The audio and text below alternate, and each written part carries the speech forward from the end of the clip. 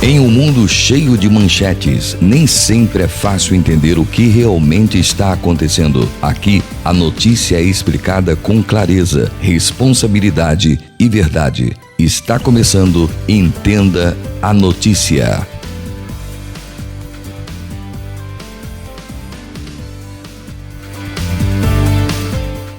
Sabe aquela avalanche de notícias que a gente recebe todo dia? É tanta coisa que fica difícil saber o que importa de verdade, né? Bom, hoje a gente vai fazer exatamente isso. Olhar para além da manchete, juntar as peças desse quebra-cabeça para entender como os grandes acontecimentos lá de Brasília ou até do outro lado do mundo mexem com o nosso dia a dia. E para guiar a gente nessa jornada, tem uma frase que diz tudo. Informação sem entendimento não transforma. É isso, né? Não adianta só saber o que aconteceu. O pulo do gato é entender por que aconteceu e o que uma coisa tem a ver com a outra. É essa conexão que a gente vai buscar hoje.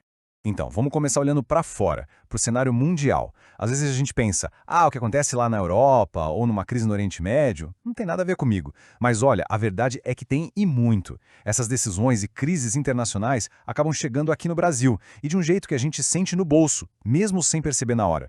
Olha só como essa conexão é direta. Pega a política externa do Brasil, por exemplo. Não é só um papo de diplomata, não. Uma decisão, uma aliança que o Brasil faz, ou desfaz, isso pode gerar uma insegurança danada no mercado. E o resultado? A gente vê na bomba de combustível, no preço da comida no supermercado, é um efeito quase imediato. Mas como é que uma coisa lá longe chega na nossa conta do mercado? Pensa num efeito dominó, é a melhor imagem. Imagina que estoura uma crise lá no Oriente Médio. O preço do petróleo no mundo todo sobe. Aí essa alta chega aqui no Brasil, direto na gasolina. Com o transporte mais caro, o preço daquele tomate, daquele arroz, sobe também. Viu? Tá tudo amarradinho. Ok, então o mundo lá fora tá mexendo com a gente. Mas e aqui dentro? Bom, aqui o cenário também não é nada simples. Agora a gente vai mergulhar no coração do Brasil, na política e na justiça, que é onde o rumo do país é traçado, dia após dia. E a pauta por aqui, olha, tá fervendo. De um lado tem aquele eterno cabo de guerra entre o governo e o Congresso, né? Disputando poder, negociando a aprovação de leis que mudam a nossa vida. Ao mesmo tempo, as consequências dos atos de 8 de janeiro ainda estão bem vivas nos tribunais. E claro, o jogo para 2026 já começou. As movimentações políticas estão a todo vapor, já desenhando o que vem pela frente. E no meio de tudo isso, de todos esses assuntos quentes, tem um risco gigante que a gente não pode ignorar: a polarização. Sabe? É bem aquilo. Quando a política vira torcida, perde-se o diálogo. E aí complica tudo. Porque se vira briga de torcida organizada, como é que a gente vai sentar e discutir de forma séria as soluções para a saúde, para a educação, para os problemas de verdade? Certo, então a gente tem essa confusão lá fora e essa agitação aqui dentro. E qual é a consequência de tudo isso? Bom, o resultado final sempre chega no mesmo lugar, no nosso bolso. A economia é o grande termômetro que mede a febre de toda essa instabilidade. E falando em economia, tem um número que está na cabeça de todo mundo do mercado: 2026. Ué, mas por que tão longe? Simples, o mercado vive de expectativa. Há dúvidas sobre quem vai governar o país, sobre como as contas públicas vão ser cuidadas lá na frente. Tudo isso gera uma incerteza que afeta as decisões de hoje. Onde investir, se investe ou não, e isso mexe diretamente com a inflação e os juros que a gente paga agora.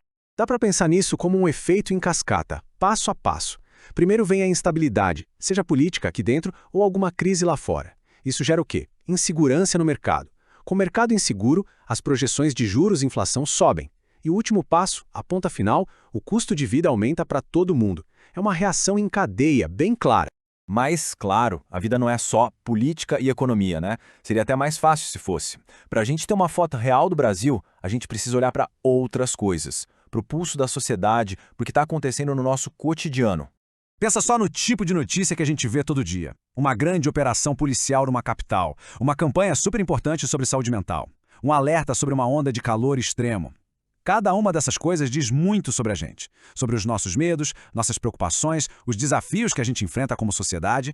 E até o esporte, o futebol, ele também é um termômetro. Reflete muito do humor do país. Beleza, a gente conectou o cenário internacional, a política, a economia, o dia a dia. E agora? O que a gente faz com tudo isso? Como é que a gente navega nesse mar de notícias sem ficar só mais ansioso e sim mais consciente do que está acontecendo? A lição principal é essa. A manchete é só a pontinha do iceberg. O O que importa de verdade é tudo o que está debaixo d'água, as causas, as consequências, as conexões que a gente não vê de primeira. E entender essa estrutura toda, essa é a grande diferença entre só estar informado e ser alguém que realmente entende o que se passa. E no fim, a reflexão que fica é essa. A informação pode ser usada como uma ferramenta. Mas uma ferramenta para quê? Para a gente só olhar o que está acontecendo como se fosse um espelho? Ou para a gente usar como uma janela para entender melhor o mundo e, quem sabe, ajudar a transformar alguma coisa? A decisão de buscar o contexto, de ir além da manchete, já é o primeiro e mais importante passo.